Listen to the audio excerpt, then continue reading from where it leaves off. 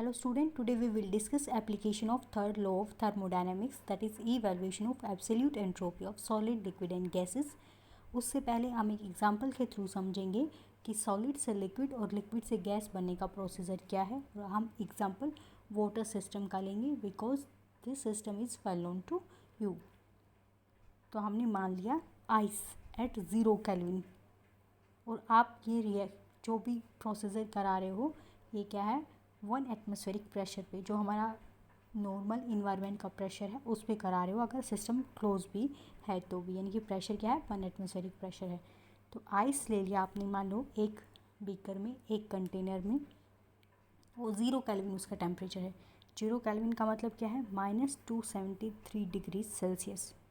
अब आपने क्या किया, उसकी यूनिफॉर्म हीटिंग करनी स्टार्ट कर दी और एक थर्मामीटर लगा दिया आपने कहीं इसके अंदर. फिर आपने यूनिफॉर्म हीटिंग करनी स्टार्ट कर दी. तो मान लो ये पहले -273 डिग्री सेल्सियस का आइस है. अब आप टेम्परेचर बढ़ा रहे हो तो क्या होगा, उसको हीट कर रहे हो तो सिस्टम का टेम्परेचर बढ़ेगा. आइस क्या होगी, पहले मान लो -200 डिग्री सेल्सियस की, फिर वो टेम्परेचर बढ़ेगा -50 डिग्री सेल्सियस, -2 डिग्री सेल्सियस, इस तरह से. और थर्मोमीटर में आपकी रीडिंग यूनिफॉर्मली चेंज होंगी, यानी कि -273 डिग्री सेल्सियस से -200 degree Celsius, -150 degree Celsius, -50 degree Celsius, -2 degree Celsius, uniform time के साथ साथ चेंज होती रहेंगी थर्मोमीटर में रीडिंग. फिर क्या होगा, हीट होते होते उसका टेम्परेचर क्या हो जाएगा, 0 डिग्री सेल्सियस. अब क्या होगा, थर्मोमीटर में 0 डिग्री सेल्सियस की आपकी आइस है, थर्मोमीटर ने 0 डिग्री की रीडिंग दिखा दी. अब आप उसको हीट कर रहे हो, हीट कर रहे हैं, लेकिन टेम्परेचर नहीं बढ़ रहा है सिस्टम का. आप लगातार यूनिफॉर्म हीटिंग कर रहे हो, सिस्टम का टेम्परेचर नहीं बढ़ रहा है, सिस्टम का टेम्परेचर वही है 0 डिग्री सेल्सियस. तो वो हीट जो आप दे रहे हो उससे टेम्परेचर नहीं बढ़ रहा है, तो उससे हो क्या रहा है, उससे हो रहा है जो आपकी आइस है सॉलिड फॉर्म में, वो क्या है, लिक्विड में कन्वर्ट हो रही है. तो इसी को आप क्या बोलते हैं, हीट ऑफ फ्यूज़न. यानी कि जो एनर्जी आपने दी है, जो हीट एनर्जी आपने दी है, वो उसका टेम्परेचर बढ़ाने की बजाय उस आइस को सॉलिड से लिक्विड में कन्वर्ट करने में यूज़ हो जाती है. कुछ टाइम के लिए आप हीट करते रहते हैं, लेकिन सिस्टम का टेम्परेचर 0 डिग्री सेल्सियस ही बना रहता है. तो उसको आप क्या कहेंगे, डेल्टा एच ऑफ फ्यूज़न. आप फिर 0 डिग्री का वाटर बन गया. आप देख सकते हैं फेज़ में, आसानी से देख पाएंगे कि फेज़ में ट्रांजिशन हो गया है, सॉलिड से पूरा आइस में कन्वर्ट हो गया है. फिर उसके बाद उसको फिर से हीट करेंगे वाटर. अब आपका वाटर क्या है, 0 डिग्री सेल्सियस का. फिर आप यूनिफॉर्म हीटिंग करते जा रहे हो तो 10 डिग्री सेल्सियस का वाटर, फिर 50 डिग्री सेल्सियस का वाटर, फिर 90 डिग्री सेल्सियस का वाटर, फिर इस तरह से 100 डिग्री सेल्सियस का वाटर. जैसे ही टेम्परेचर 100 डिग्री सेल्सियस आएगा और आप यूनिफॉर्म हीटिंग करें तो टेम्परेचर नहीं बढ़ेगा, फिर से कुछ टाइम के लिए टेम्परेचर क्या है, रुक जाएगा. तो आप हीट कर रहे हैं, एनर्जी दे रहे हैं सिस्टम को, और टेम्परेचर बढ़ नहीं रहा है, तो उसका क्या हो रहा है, वेपराइजेशन, यानी लिक्विड से वेपर बनना स्टार्ट हो गया है. और जो भी आप एनर्जी दे रहे हैं उसका यूटिलाइजेशन किस में हो रहा है, लिक्विड से वेपर बनने के लिए. तो उसको आप क्या कहते हैं, हीट ऑफ वेपराइजेशन. तो आपने ये वाटर था, यूनिफॉर्म हीटिंग करी, टेम्परेचर बढ़ता गया तो वाटर आ गया 100 डिग्री सेल्सियस पे. अब थर्मोमीटर में रीडिंग नहीं बढ़ेगी, यूनिफॉर्म हीटिंग करते रहेंगे आप, लेकिन वो जो एनर्जी दे रहे हैं उसका काम क्या है, वेपर में कन्वर्ट करना. तो वेपर्स बन जाएंगे कितने, 100 डिग्री सेल्सियस के. थर्मामीटर आपको, यानी कि वाटर से वेपर बन जाएगा, लेकिन थर्मोमीटर में रीडिंग 100 डिग्री सेल्सियस ही रहेगी. फिर जैसे ही वेपर बन जाएंगे, फिर आप यूनिफॉर्म हीटिंग करें, फिर टेम्परेचर बढ़ना स्टार्ट हो जाएगा.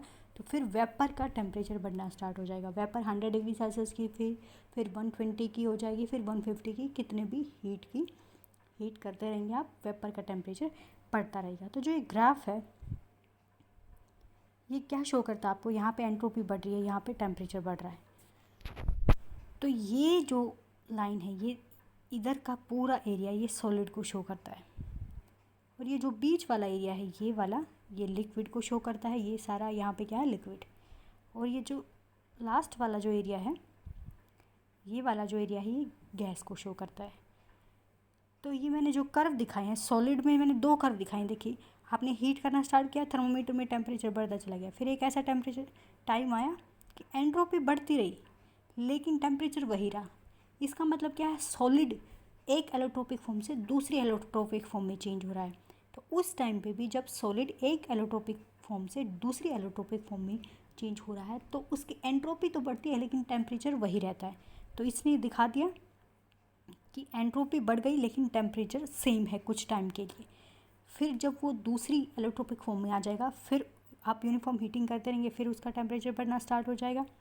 फिर सॉलिड बन गया वो, मान लो वाटर की बात करें हम, 0 डिग्री सेल्सियस की आपकी आइस है, तो फिर से टेम्परेचर फिक्स हो जाएगा 0 डिग्री पे जब तक पूरा का पूरा सॉलिड लिक्विड में कन्वर्ट नहीं हो जाता। तो ये एंट्रोपी में जो इंक्रीज़ है और टेम्परेचर फिक्स है, ये किसको शो कर रहा है कि आपका फेज चेंज हो रहा है सॉलिड से लिक्विड में। जैसे ही 0 डिग्री सेल्सियस का वाटर बनेगा फिर आप हीट करोगे, टेम्परेचर फिर बढ़ना स्टार्ट हो जाएगा।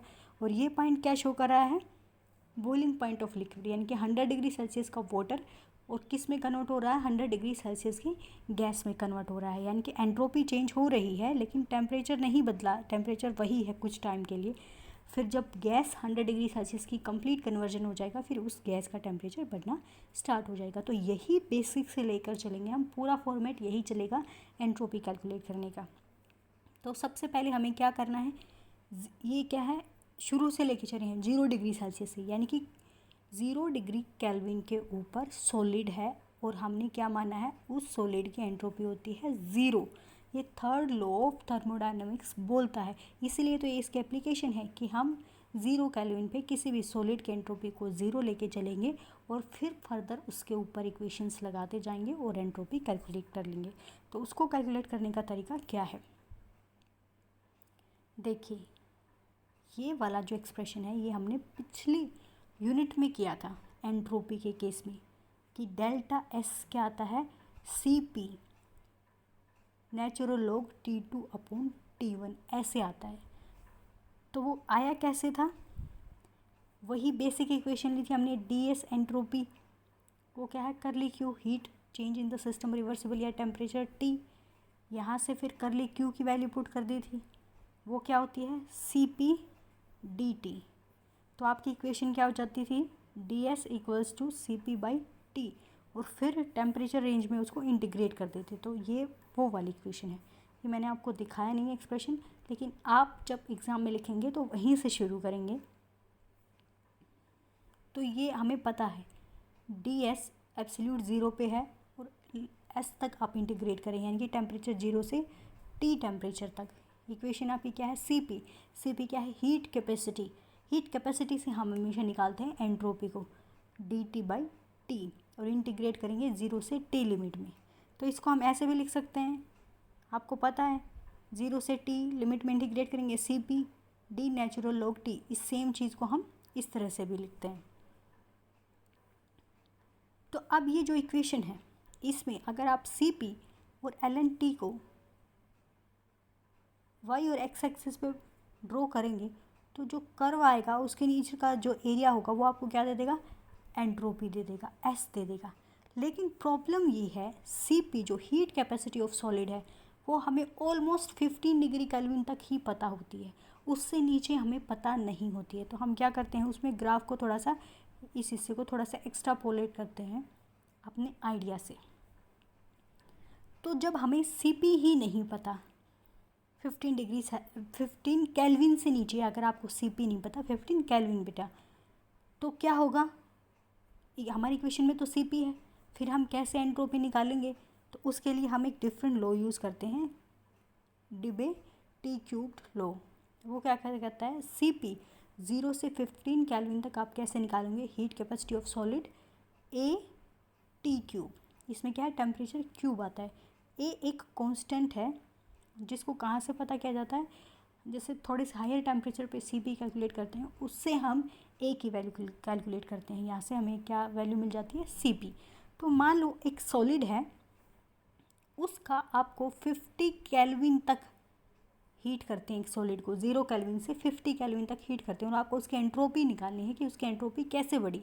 तो हम क्या करते हैं, इसको दो हिस्सों में तोड़ लेते हैं, एक तो 0 से T1 केल्विन, T1 केल्विन क्या है, 10 से 15 केल्विन की रेंज है जहाँ तक हमें हीट कैपेसिटी नहीं पता।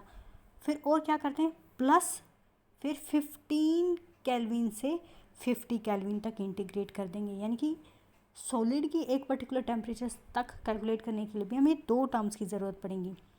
एक तो ये टर्म 0 से T1 केल्विन, T1 क्या है 10 to 15 केल्विन इसकी वैल्यू हो सकती है, CP/dt/T। अब C की वैल्यू हमने AT³ निकाली है, AT³ निकालते हैं तो इस सारी इक्वेशन को सोल्व करते हैं तो क्या आता है 1/3 CP, यानी कि CP की वैल्यू 15 केल्विन तक क्या होती है 1/3 CP।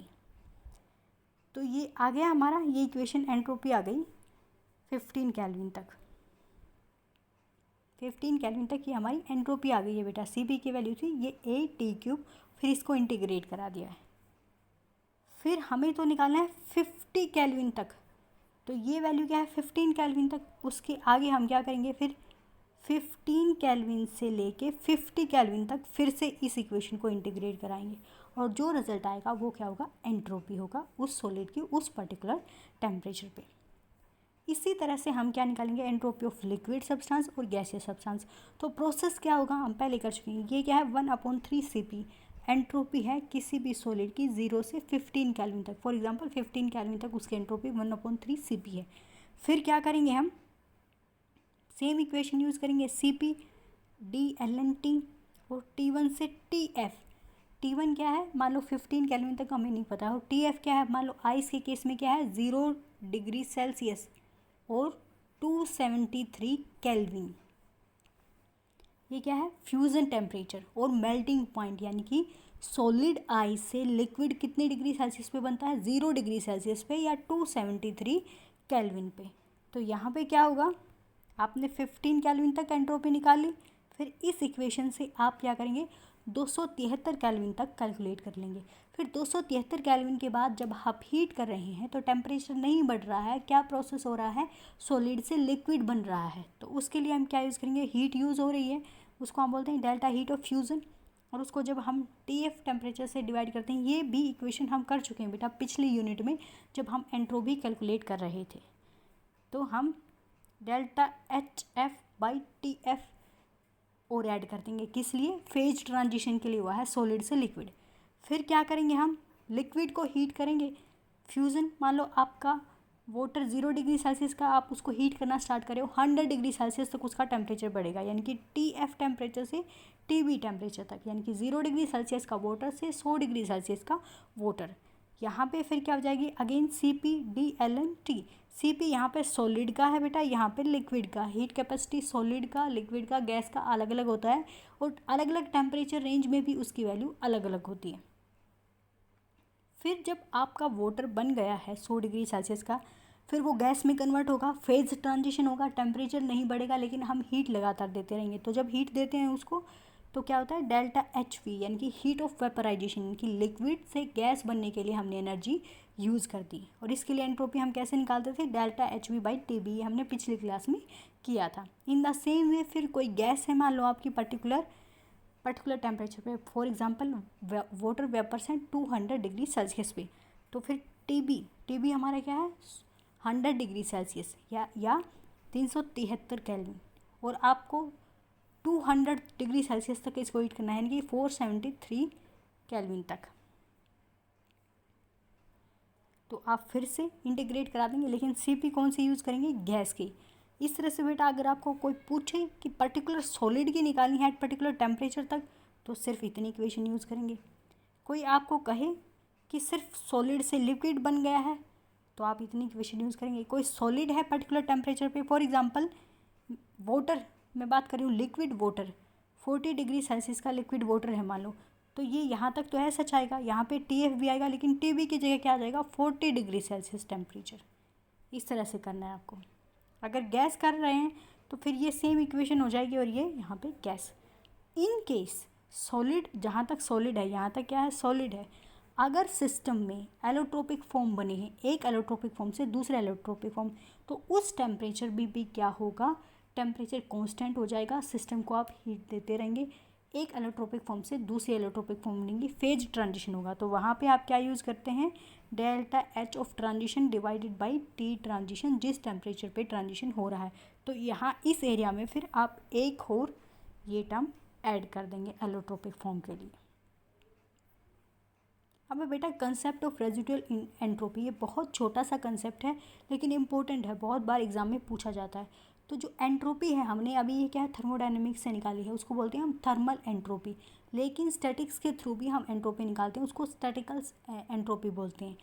तो ये क्या कहता है कि एंट्रोपी जो स्टैटिकल एंट्रोपी है वो 0 केल्विन पे 0 नहीं होती, कुछ क्रिस्टल्स के लिए, ज़्यादातर के लिए तो होती है लेकिन कुछ क्रिस्टल्स के लिए नहीं होती है। तो उसका रीज़न क्या है, अगर कोई परफेक्ट क्रिस्टल है, कोई क्रिस्टल है 0 केल्विन पर, उसके पास फिर भी एंट्रोपी है तो उसको बोलते हैं हम residual entropy. Entropy possessed by a crystal at 0 kelvin is called as residual entropy. अब उसके एग्जाम्पल कौन कौन से हैं, carbon monoxide crystal, nitric oxide crystal, ice के क्रिस्टल, क्रिस्टलिन डाइहाइड्रोजन। तो जो मैंने आपका आइस का एग्जाम्पल दिया है उसकी 0 केल्विन पे 0 एंट्रोपी नहीं है, लेकिन मैंने वाटर सिस्टम का एग्जाम्पल इसलिए दिया है क्योंकि वो आप उससे फेमिलियर हैं, उसके बॉइलिंग पॉइंट से, उसके मेल्टिंग पॉइंट से, हर चीज़ से, उसके प्रोसेस से, वेपराइजेशन से, मेल्टिंग से, फ्यूज़न से आपको पता है उसके बारे में, इसलिए मैंने उस एग्जाम्पल को यूज़ किया है। तो रीज़न क्या है कि क्रिस्टल जो है उनकी एंट्रोपी 0 केल्विन पे 0 क्यों नहीं होती, क्योंकि परफेक्ट ऑर्डर अरेंजमेंट नहीं होता। फॉर एग्जांपल ये है CO का परफेक्ट ऑर्डर अरेंजमेंट, इसमें क्या है कार्बन ऑक्सीजन एक ही डायरेक्शन में डायरेक्टेड है, यहाँ पहले कार्बन है, कार्बन है, कार्बन है, बाद में ऑक्सीजन है। लेकिन एक्चुअल क्या होता है कि कार्बन और ऑक्सीजन को कंसिडर करेंगे तो वो क्या है रैंडमली ओरिएंटेड है, एक डायरेक्शन में ओरिएंटेड नहीं है। होना ऐसा चाहिए था, ऐसा होता तो 0 केल्विन होता, लेकिन एक्चुअल में 0 केल्विन पे 0 एंट्रोपी नहीं होती, क्योंकि अरेंजमेंट इस तरह का होता है कि किसी में O पहले हो गया, फिर C हो गया, फिर किसी में C पहले हो गया, O पहले हो गया, यानी कि एटम एक डायरेक्शन में डायरेक्टेड नहीं होते 0 केल्विन पे भी। अब ये S क्या है एंट्रोपी, K है बोल्ट्जमैन कांस्टेंट, Ln क्या है नेचुरल लॉग, W क्या है number of arrangement, number of possible arrangement taken by atom, ion और मॉलिक्यूल। तो K बोल्ट्जमैन कांस्टेंट है, 1 मोल के लिए 1 मोल में कितने पार्टिकल्स होते हैं, एवोगाड्रो नंबर n, तो K इंटू एन क्या होता है R के इक्वल होता है। तो यहाँ से जो स्टैटिकल एंट्रोपी है S वो किसके इक्वल हो जाएगी R Ln W क्या है नंबर ऑफ अरेंजमेंट्स। तो एक छोटे से न्यूमेरिकल आ जाते हैं, यहाँ से आपको W दिया होता है कि इसके लिए इतना होता है W, आप S निकालिए। इसी के साथ आपकी यूनिट ख़त्म हो गई है बेटा। Enough for today, thank you.